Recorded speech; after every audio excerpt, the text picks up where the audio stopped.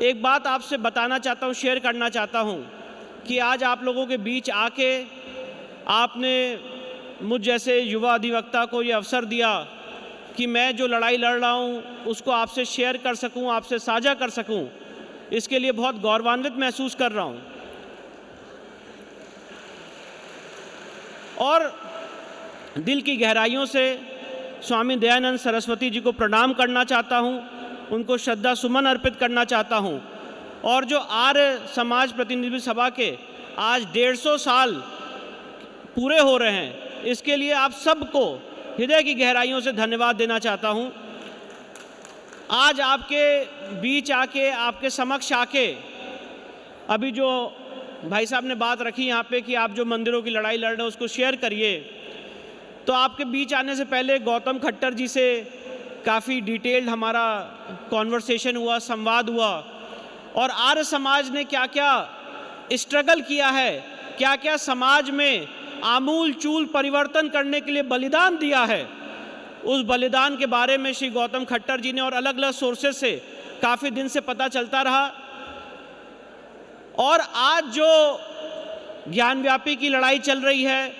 मथुरा श्री कृष्ण जन्मभूमि की लड़ाई चल रही है, संभल के हरिहर मंदिर की लड़ाई चल रही है, ऐसी तरह से ताजमहल की, कुतुब मीनार की, टीले वाली मस्जिद की, अलग अलग जगह जो लड़ाई चल रही है, आज मैं आपका भाई होने के नाते, आपका छोटा बच्चा होने के नाते आज आपके सामने तथ्य भी रखूंगा और आपसे गुजारिश करना चाहता हूं कि इस राष्ट्र निर्माण के बहुत महत्वपूर्ण कार्य में आप सब लोग, मुझे पता है कि मानसिक रूप से भागीदार हैं, पर आज के बाद और प्रचंड रूप से इसमें भागीदार बने और वो दिन हम लोग देखें जब ज्ञानव्यापी मुक्त हो सके, कृष्ण जन्मभूमि मुक्त हो सके, हरिहर मंदिर मुक्त हो सके। इसके लिए हम लोग संघर्षरत रहें। इस देश में कौन नहीं जानता है कि आर्य समाज ने, अगर परिवर्तन का कोई दूसरा शब्द है तो वो आर्य समाज है। किस तरह से, चाहे वो रिलीजियस कन्वर्जन को रोकने का मुद्दा हो, इसमें भारी रूप से स्वामी श्रद्धानंद जी ने काम किया, अपने प्राणों की आहुति देनी पड़ी। किस तरह से हम सब लोगों ने देखा है कि वो समाज के अलग अलग क्षेत्रों में हो, चाहे वो गुरुकुल के क्षेत्र में हो, गौ रक्षा के क्षेत्र में हो, आपके जैविक का उत्पादन के क्षेत्र में हो, अलग अलग क्षेत्रों में आर्य समाज ने हमेशा अपना योगदान दिया है। और परिवर्तन लाने के लिए, रूढ़िवादी मानसिकता से ऊपर उठने के लिए हमेशा आर्य समाज ने अपना योगदान दिया है, अपना बलिदान दिया है। एक बहुत लंबा इतिहास रहा है। पर आज मैं आपके बीच इसलिए आया हूं कि समाज में जो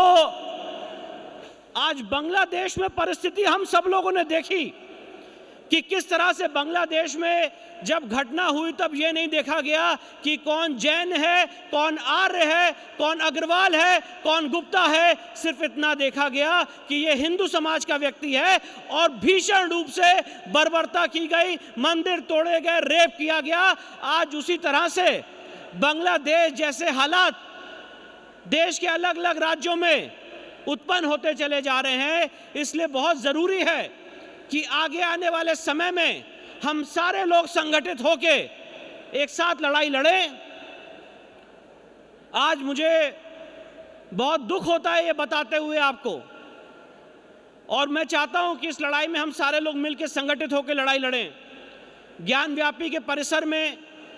जो 16 मई 2022 को शिवलिंग की प्राप्ति हुई थी, जिस पे वजू किया जा रहा था, आज वो कोर्ट के ऑर्डर से सील्ड है वो एरिया। पर हम सारे लोगों को संगठित होकर लड़ाई लड़नी पड़ेगी उस विचारधारा के खिलाफ जो उस शिवलिंग को फाउंटेन बता रहा था, उस विचारधारा के खिलाफ जो उस शिवलिंग पे वजू कर रहा था, उस विचारधारा के खिलाफ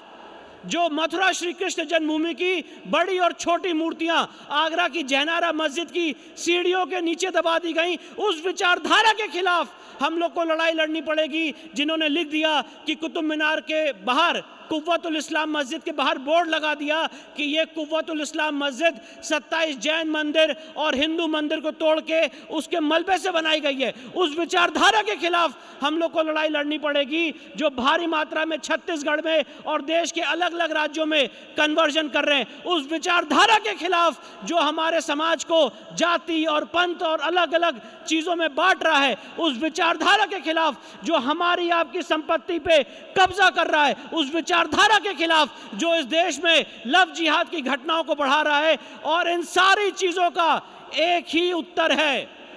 इन सारी चीजों का एक उत्तर है कि आर्य सनातन वैदिक हिंदू धर्म की स्थापना जब तक इस देश में नहीं होगी, तब तक इन सारी समस्याओं का समाधान नहीं होगा। मैं पूछना चाहता हूं आज इस पवित्र मंच के माध्यम से कि क्या कारण है कि आजादी के 75 साल बाद भी इस देश में गौ हत्या, गाय कटना, ये जो एक कुरीति है, ये जो एक चीज चली आ रही है समाज में, काउ स्लॉटरिंग की, ये आज तक प्रतिबंध नहीं हो पा रही है। हम लोग यूनिफॉर्म सिविल कोड की तो बात करते हैं कि आर्टिकल 44 को लागू किया जाए, पर गौ हत्या पे भी निषेध लगे, इसका vision directive principles of the state policy में आर्टिकल 48 में मेंशन्ड है, पर उसमें आज तक कोई काम क्यों नहीं किया गया? ऐसा क्या कारण है कि आज इस देश में बहुत ही कम ऐसे राज्य हैं जिसमें गौ हत्या निषेध कानून लाया गया और उसके भी प्रावधान बहुत वीक हैं? ऐसा क्या कानून, ऐसा क्या कारण है कि आज हम पूरे देश में गौ हत्या पे टोटल प्रतिबंध लगे, टोटल बैन लगे, इसके लिए एक राष्ट्रीय कानून क्यों नहीं ला सकते हैं? इसकी मांग क्यों नहीं कर सकते हैं? मैं ऐसा मानता हूं, जो मैंने अध्ययन किया, जो मैंने चीजों को अपने कानूनी दृष्टिकोण से अध्ययन किया, इसका सबसे मूल कारण है जो हमारे संविधान में छलपूर्वक 1976 में इंदिरा गांधी की सरकार ने 42nd अमेंडमेंट लाके सोशलिज्म और सेकुलरिज्म की जो विचारधारा बिना कोई डिस्कशन के, बिना कोई डिबेट के थोप दी हम लोगों के ऊपर, ये सारी विकृति का सबसे मूल कारण है। मैं आज आपके सामने एक बात रखना चाहता हूं। हम सारे लोगों को आर्टिकल 25 में ये अधिकार दिया गया है ये मानने का कि हमारा धर्म, हमारा रिलीजन, हमारी विचारधारा, हमारे आराध्य राम, शिव, कृष्ण ये सुप्रीम है और इनके द्वारा जो रास्ता बताया गया है वो दिव्य रास्ता है, वो आध्यात्मिक रास्ता है। तो आप कैसे कह सकते हैं या कैसे मजबूर कर सकते हैं लोगों को सेकुलर रहने के लिए? अगर मैक्सिमम ये कंसेप्ट मान भी लिया जाए तो सेकुलरिज्म का मतलब होता है कि सरकारें जब गवर्नेंस करेंगी, सरकारें जब पॉलिसी मेकिंग करेंगी, तो नागरिकों के बीच में धर्म के आधार पे भेदभाव नहीं करेंगी। यहाँ तक तो बात समझ में आती है, पर यह थोप देना हम लोगों के ऊपर कि सारे लोग एक बराबर हैं, सारे लोग एक जैसे हैं, ये मुझे लगता है गलत है। जो आदमी गाय खा रहा है और जो आदमी गाय बचा रहा है वो कभी एक नहीं हो सकता है। ठीक है, हम आपके खिलाफ कोई कार्रवाई नहीं करते हैं, कोई कानून को अपने हाथ में नहीं लेते हैं। इस देश के संविधान ने आर्टिकल 14 का हक सबको दिया है, पर आप ये कहें कि हम लोग एक हैं, ये कैसे, ये बात कैसे आगे बढ़ सकती है? और जो बात मैं आपके सामने कह रहा हूं इसके लिए बहुत डिटेल्ड लीगल रिसर्च, ऐसा नहीं है कि मैं आपके सामने कोई भावनात्मक बात कह रहा हूं, इसके लिए डिटेल्ड लीगल रिसर्च मेरे पास अवेलेबल है। और सुप्रीम कोर्ट ने अभी सुप्रीम कोर्ट के लेटेस्ट जजमेंट में जो सोशलिज्म का प्रिंसिपल है इसको क्रिटिसाइज किया है और कहा है कि आप ये विचारधारा है, ये स्कूल ऑफ थॉट है, आप लोगों के ऊपर थोप नहीं सकते हैं। बाबा साहब अंबेडकर ने भी यही बात कही है कि सेकुलरिज्म और सोशलिज्म की बात आप लोगों के ऊपर थोप नहीं सकते हैं। सेकुलरिज्म का प्रिंसिपल संविधान की कॉन्स्टिट्यूशनल असेंबली डिबेट में प्रोफेसर केटी शाह 3 बार लेके आए, पर तीनों बार उस प्रपोजल को रिजेक्ट किया गया। पर आज मैं आपके सामने बात कहना चाहता हूं कि एक बहुत बड़ी विडंबना हम लोगों के सामने खड़ी हो गई है, वो आपके सामने भी खड़ी है और वो समग्र हिंदू समाज के सामने खड़ी है और वो समस्या ऐसी बताने जा रहा हूं जिससे आप लोग बहुत दिनों से लड़ाई लड़ रहे हैं और इस समाज के लोगों के काफी ऋषियों का बलिदान हुआ है, काफी स्वामी लोगों का बलिदान हुआ है। वो समस्या है कि जैसे ही हम लोग बोलना शुरू करते हैं इंटॉलरेंस बढ़ जाती है। वो समस्या है जो मेरे भाई गौतम खट्टर झेल रहे हैं और अलग अलग समाज के लोग झेल रहे हैं कि जैसे ही हिंदू समाज का व्यक्ति लॉ के आधार पे, रिसर्च के आधार पे, संविधान के आधार पे अगर कोई बात बोलना शुरू करता है तो हेट स्पीच की श्रेणी में लाके उसके ऊपर एफआईआर दर्ज करा दी जाती है और आगे आने वाला जीवन उस एफआईआर, उस मुकदमे से लड़ते लड़ते गुजर जाता है। मैं आज आपके सामने विनम्र प्रार्थना करना चाहता हूं, हाथ जोड़ के प्रार्थना करना चाहता हूं इस मंच के माध्यम से कि अब वो समय आ गया है कि आर्य समाज और हम सारे लोग मिलके एक ऐसा लीगल सेल बनाएं कि अगर समाज के किसी भी व्यक्ति के ऊपर झूठा मुकदमा दर्ज कराया जाए तो झूठे मुकदमे के खिलाफ लड़ने के लिए हमारी एक लीगल टीम हो। उसके लिए मैं भी अपना योगदान देने के लिए तैयार हूं, सारे लोग भी तैयार हों। पर यह बहुत बड़ी समस्या है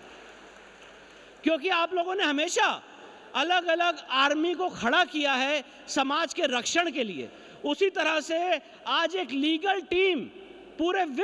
देश में देशव्यापी लीगल टीम खड़ी करना बहुत ज़रूरी है क्योंकि जैसे ही आप अपनी विचारधारा को भी, मैं यहाँ पे सुन रहा था माननीय राज्यपाल जी बोल रहे थे और उन्होंने बहुत अच्छी बातें बोली, उनके विचारों से मैं बहुत प्रभावित हुआ। पर सवाल यह है कि जैसे ही आप जोड़ना शुरू करेंगे और लोगों के बीच में अपनी विचारधारा फैलाना शुरू करेंगे, फेक केसेस, फॉल्स एलिगेशन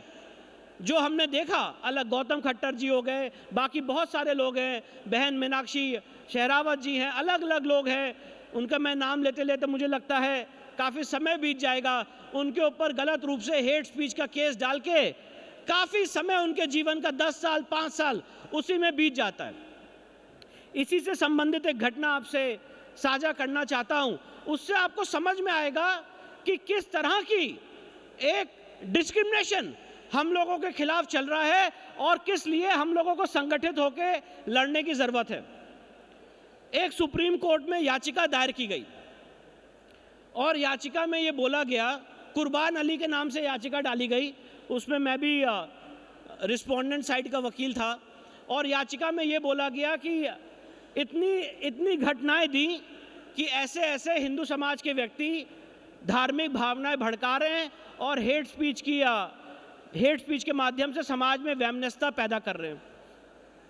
मैंने सुप्रीम कोर्ट में, मैं ऑनरेबल जजेस का नाम नहीं लेना चाहता हूं, मैंने सुप्रीम कोर्ट में एक एप्लीकेशन लगाई और मैंने उनसे एक सवाल पूछा और वो सवाल आप लोगों से पूछता हूं, हाँ या ना में जवाब दीजिएगा।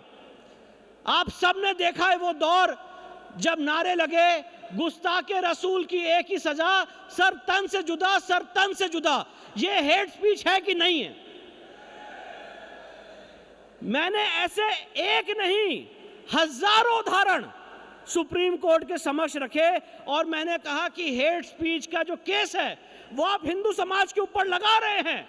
मैजिस्ट्रेट की कोर्ट, हाई कोर्ट, डिस्ट्रिक्ट जज कोर्ट की कोर्ट, इन सबको ऊपर लाके सीधे सुप्रीम कोर्ट में याचिकाएं हो रही हैं और सीधे सुप्रीम कोर्ट से एफआईआर रजिस्ट्रेशन का, इन्वेस्टिगेशन का आदेश हो रहा है। मुझे ये बताइए कि ये जो गुस्ताखे रसूल की एक ही सजा, सर तन से जुदा है, ये हेट स्पीच है कि नहीं है? और जो लोग ये नारे लगा रहे हैं इनके खिलाफ कब एक्शन लिया जाएगा?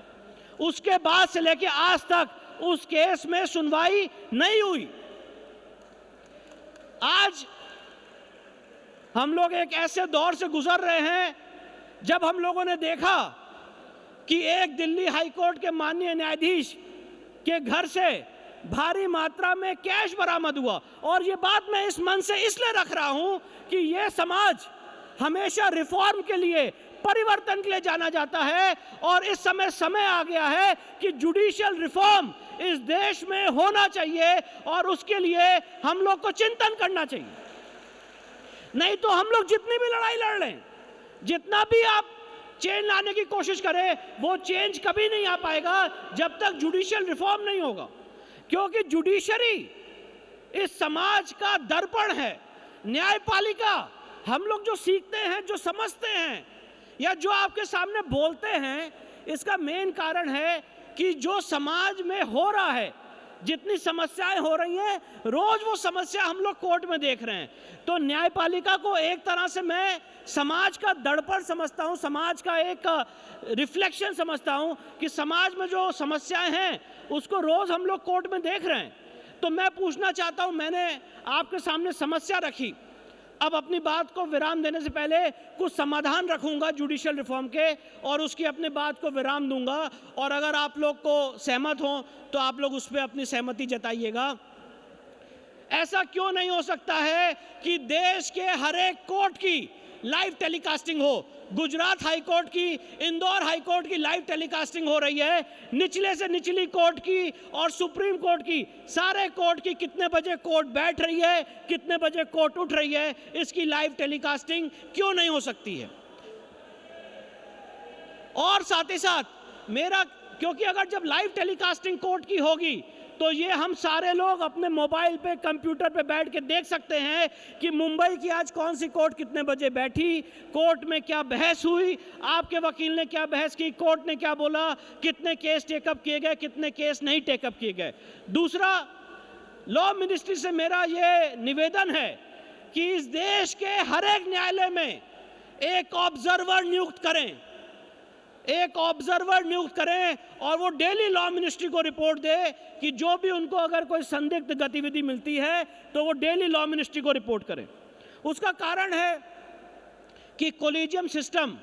आप कैसे देखोगे कि आज लोअर जुडिशरी में, हाई कोर्ट में क्या हो रहा है? क्योंकि दिन भर तो 10 से 4 हमारे जो माननीय न्यायाधीश है वो तो कोर्ट की हियरिंग में है और उसके बाद जजमेंट लिखाने की प्रक्रिया में है। तो जो आपकी निचली अदालत है उसमें क्या गड़बड़ी हुई है, ये आपके संज्ञान में कैसे आएगा? इसीलिए ऑब्जर्वर का नियुक्त होना बहुत जरूरी है। कोलिजियम सिस्टम पूरी तरह से खत्म होना चाहिए, ये बहुत जरूरी है, क्योंकि कोलिजियम सिस्टम एकदम गलत सिस्टम है, भाई भतीजावाद को बढ़ावा देने वाला सिस्टम है। तो ऐसे बहुत सारे रिफॉर्म हैं जो हमें लाने की ज़रूरत है। तो आप लोगों के बीच आज मैं आया और आप लोगों ने ये अवसर दिया और अपनी बात रखने का मौका दिया, इसके लिए आपको हृदय की गहराइयों से धन्यवाद देना चाहता हूँ, प्रणाम कहना चाहता हूँ। ओम।